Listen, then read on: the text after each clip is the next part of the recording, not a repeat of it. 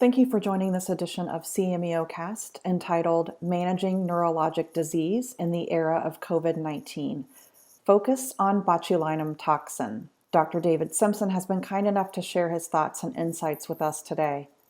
Dr. Simpson is professor of neurology and director of the Clinical Neurophysiology and Neuromuscular Division at the Icahn School of Medicine in New York, New York.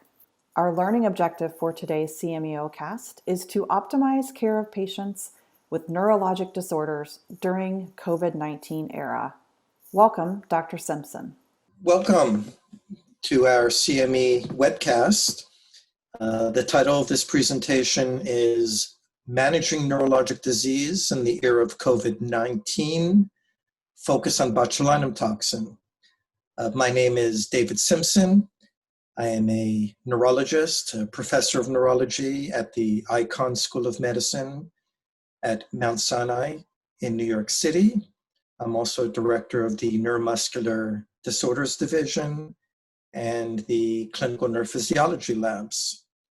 I wish I could be there with you in person, but as probably many of you are experiencing during this very strange time of COVID, we're adapting our teaching programs to virtual teaching, just the way we work with our patients now. And I hope that this is an effective presentation for you all. Now, the objective of today's presentation is one to discuss managing patients with neurologic disorders in this era of COVID-19, a very new and unusual set of changes we're all going through. And I'll start with some background information. I would begin by saying that I'm not an infectious disease doctor, although I do specialize in neuroinfectious disease, nor am I an epidemiologist, but I'm going to refer to information and statistics that have been generated from numerous sources relating to the COVID-19 pandemic.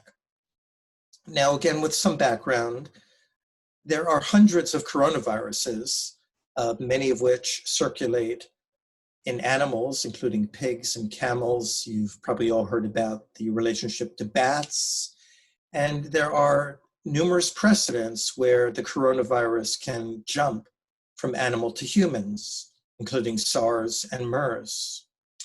COVID-19 is caused by the so-called SARS-CoV-2 virus. The primary clinical presentation is respiratory, with fever and cough, severe bilateral pneumonia, as well as other manifestations, including fatigue, myalgia, and lymphopenia. But as we're seeing, there are numerous other adaptations that we're seeing and hearing about. Now, there is a severe progression of disease in some patients from bilateral pneumonia to an ARDS type syndrome. And that occurs in about 16% of patients with associated cytokine storm, occasionally DIC, thrombotic complications, including stroke. Now, the incubation period is variable with a range of 2 to 12 days with a median of about 5 days, meaning that this virus may be asymptomatic in individuals for several days. Now, if we look to current statistics, just as of today, May 15th, 2020, we see globally a total number of at least confirmed cases of a bit over 4.4 million, with the majority in the United States of 1.4 million. The statistics from other countries are not always completely accurate due to difficulties in reporting. If we look at global deaths, the numbers are up to 303,000 and a bit above, with 85,000 of those in the United States. Now, if we look by state, New York State, which is where I reside and practice, has the vast majority of cases in the United States, with a total number of deaths in New York State as of today of over 27,000 deaths and 59,000 recovered. And here we see at the bottom right of this slide a trajectory of global infections that really escalated from March and continue to escalate worldwide. Now, as far as spread of the virus, of course, being in close contact for a prolonged period of time is the highest risk. And 6 feet has been used as the parameter of distance safety. The disease is passed via respiratory droplets from an infected patient, and the virus may remain on hard surfaces, including door handles, cell phones, and other surfaces. And recent reports of viral presence on plastics, steel, cardboard, and copper for up to 72 hours, although those numbers continue to evolve. Now, in dealing with patients, of course, we need to consider a risk-benefit ratio, and we need algorithms for triage of patients. We are doing a lot of telephone and video work currently, assessing for risk factors, with the main ones being age and immunocompromised status. We can query about symptoms of COVID-19, including fever, cough, myalgia, and an interesting phenomenon of anosmia, loss of smell and loss of taste. Again, remember, because of the incubation period, symptoms may not appear until 2 to 14 days after exposure.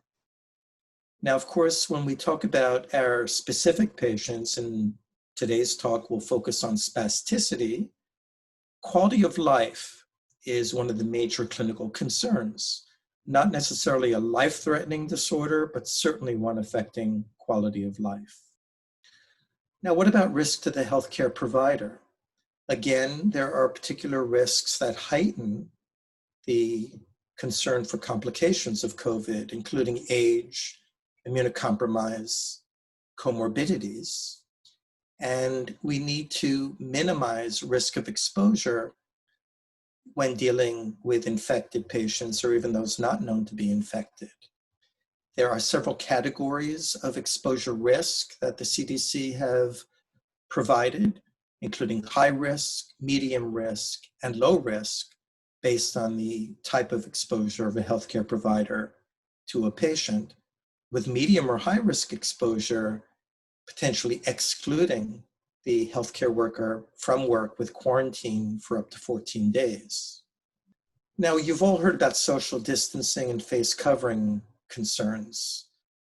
Remember, since so many patients with COVID are asymptomatic or pre-symptomatic, they may transmit virus even without symptoms. And that is the main rationale for social distancing and face covering.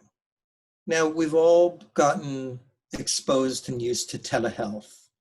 It's been in development for years, but it has skyrocketed in the COVID period. And of course, in dealing with patients, we need to try to maintain contact. And with the difficulty in face-to-face contact, we're now moving toward telehealth. Now, reimbursement is provided by most payers, including Medicare and Medicaid, but there are state-by-state differences on the reimbursement criteria. And one should access their own state guidelines and work with your practice and hospital administrators on assisting with this fact. Now, as far as PPE, personal protective equipment, there are, again, many different guidelines that have been provided in different circumstances, and they do vary state by state. And in that regard, one should refer to your state as well as to your own hospital guidelines on PPE. And that may include masking, which is generally recommended for patient contact of any sort. And then the concern of high-risk procedures that involve aerosolization, like working around the mouth and certainly intubation, a face shield is usually recommended with an N95 respirator mask. And then the use of gloves and gowns are variable from type of encounter to hospital policy. Now, one should again refer to your state and hospital requirements. Now, when we focus on our neurologic patients, particularly relevant to botulinum toxin, we can consider some of the indications, including blepharospasm, cervical dystonia, and spasticity of the upper or lower extremities, as you see here. Now, when dealing with patients with spasticity, again, without the current ability of seeing patients face to face, we need to consider how we manage them remotely. We can discuss with patients their concerns. They will certainly ask if I defer or delay treatments such as botulinum toxin, will my problems progress or be even irreversible? Generally not the case. Pain, contractures, and of course, quality of life. And we can provide at least the information and education on how patients and families can deal with these concerns. Now, one of the innovations in rehabilitation has been the concept of self-rehabilitation. And a colleague of mine, Dr. Jean-Michel Gracias from Paris, has been a pioneer in developing so-called guided self-rehabilitation contracts, which is diary-based, and it's a rehab that can be done with the patient and the therapist virtually and remotely via telehealth approaches. I won't go into this in detail right now, but you can refer to some of the publications that we have referenced. Now, how does one assess patients' goals and response to treatment? Well, Dr. Turner Stokes and others have developed the so-called SMART goal approach: specific, measurable, attainable, relevant, and timely.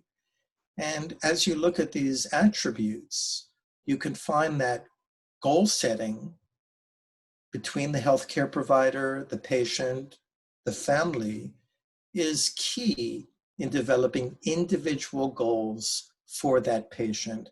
And certainly in spasticity, there can be different goals for different patients that are very variable and need to be individualized.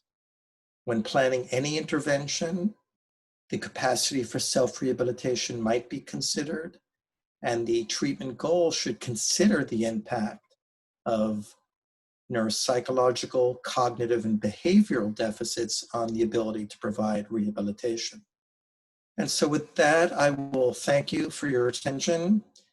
I hope that you've taken away some points that are helpful, particularly during this very challenging period of COVID-19. We, of course, need to deal with our own personal protection, our family's protection, as well as continue patient care, which we are now learning can be adapted to this very unusual and challenging period. Now, should you like to get credit for this activity, there are CME and CE credits available that you can find on this website and link.